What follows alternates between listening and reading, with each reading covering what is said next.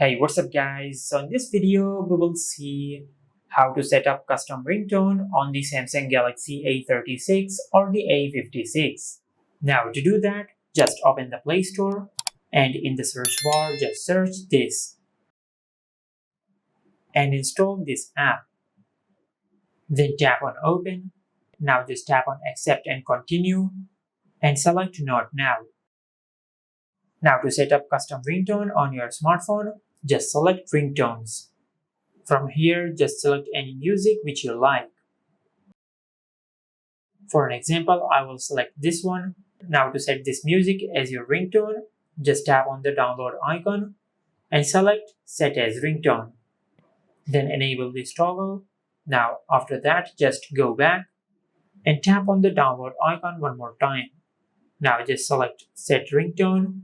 Now after that, just go to your home screen and open Settings. Then go to Sounds and Vibration.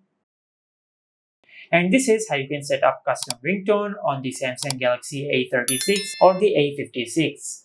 Make sure to like, comment and subscribe. Thank you for watching.